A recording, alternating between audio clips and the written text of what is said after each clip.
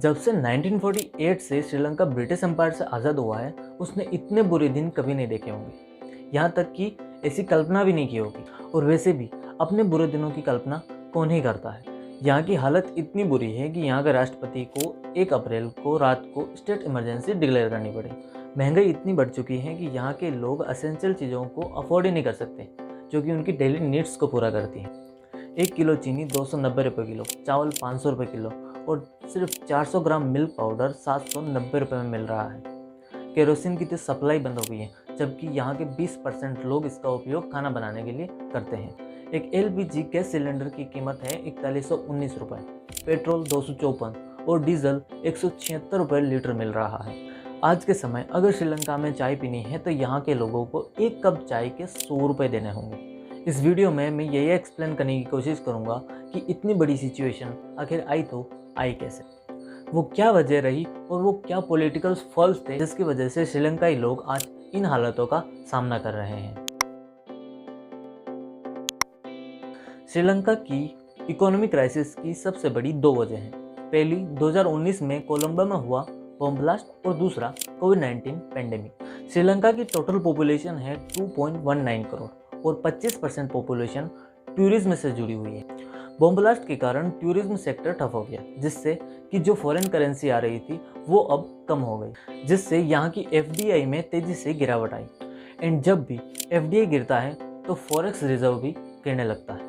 और जले पर नमक छिड़कने का काम किया है कोरोना ने। यहाँ की कोविड-19 पेंडेमिक की रेस्ट्रिक्शंस ने यहाँ की इकोनॉमिक ग्रोथ पर पूरी तरह से ब्रेक लगा दी। एक तीसरी वजह और भी है, वो है यहाँ की रिजाइन पॉलिसी, जिसकी कीमत शायद अब चुकानी पड़ रही है। दरअसल श्रीलंकाई गवर्नमेंट ने टैक्स रेवेन्यू कम करके यहाँ की ऑर्गेनिक ओनली एग्रीकल्चर पॉलिसी पर फोकस किया, जिससे कि जो लोग खेतों में फर्टिलाइज़र यूज़ करते थे वो अब फर्टिलाइज़र यूज़ नहीं करते, जिससे कि एग्रीकल्चर का जो प्रोडक्शन था वो अब आधा रह गया।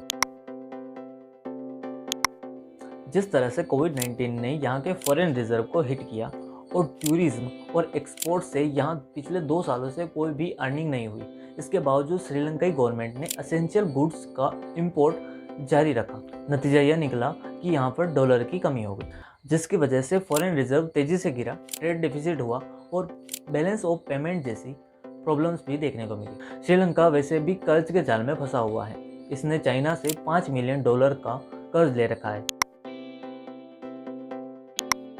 इसकी शुरुआत हुई 2021 से, जब अगस्त 2021 में यहाँ की गवर्नमेंट ने फूड इमरजेंसी डिक्लेयर कर दी, जो कि इकोनॉमिक क्राइसिस की पहली दस्तक थी। डॉलर की कमी की वजह से एसेंशियल गुड्स की सप्लाई पूरी तरह से प्रभावित हुई, जैसे फ्यूल, कुकिंग गैस और खाने की चीज़ों के साथ साथ दवाइयों जैसी ज़रूरी चीज़ों की भी कमी हो गई।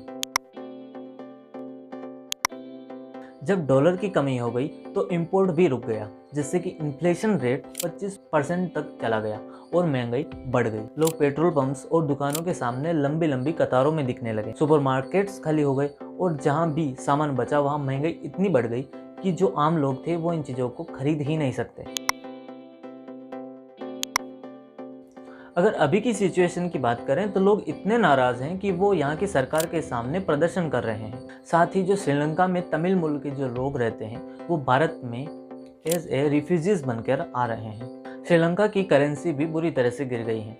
यहाँ के 300 रुपये अब $1 के बराबर हैं, यानी कि $1 खरीदने के लिए अब श्रीलंका को 300 रुपये देने होंगे। वही गवर्नमेंट के पास अब एसेंशियल जो फूड्स चाहिए लोगों की डेली ज़रूरतों को पूरा करने के लिए, अब उसको इंपोर्ट करने के लिए डॉलर की कमी है, यानी कि पैसा नहीं है। और इसी क्राइसिस की वजह से लोगों के पे कट्स हुए और बहुत सारे लोगों की जॉब्स चली गई। लोग सड़कों पर प्रदर्शन कर रहे हैं और इसी वजह से आज इमरजेंसी जैसे हालात या मुश्किल हालात का सामना इनको करना पड़ रहा है।